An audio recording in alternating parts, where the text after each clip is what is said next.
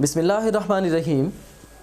We are going to start off our discussion with the subsection of Golgi apparatus.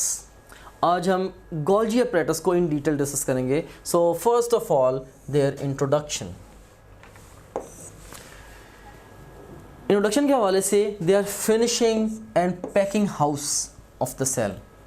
Cell की secretions को pack करने का काम जो है बेसिकली उनको फिनिश करने का जो काम है वो गोल्जी अपैरेटस करते हैं, इसलिए हम इन्हें finishing and packing house of the cell कहते हैं. और ये लोकेटेड कहाँ पे है? They are located in the cytoplasm of the eukaryotic cells only. सिर्फ यूकैरियोटिक सेल्स के साइटोप्लाज्म में ये आपको मिलेंगे गोल्जी अपैरेटस, क्योंकि ये भी मेम्ब्रेन बाउंड ऑर्गेनेली है और ये सिंगल मेम्ब्रेन बाउंड ऑर्गेनेली है.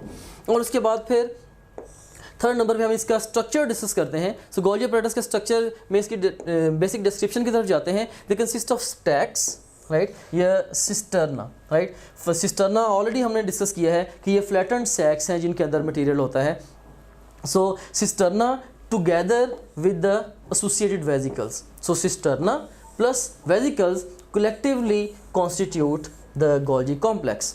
अब यहाँ पे अहम बात ये है कि हम गोल्जी अपैरेटस के स्ट्रक्चर में भी सिस्टर्ना स्टडी कर रहे हैं. हमने एंडोप्लाज्मिक रेटिकुलम के स्ट्रक्चर में भी सिस्टर्ना को स्टडी किया था. सो ये दोनों ऑर्गेनेलीज ऐसे हैं जिनका सिस्टर्नल नेटवर्क है, राइट. लेकिन इनमें कुछ डिफरेंसेस भी हैं. इन जो गोल्जी अपैरेटस के सिस्टर्ना है ये एंडोप्लाज्मिक रेटिकुलम के सिस्टर्ना से समवट डिफरेंट हैं. इसको हम आगे चल के बाद में डिस्कस करेंगे.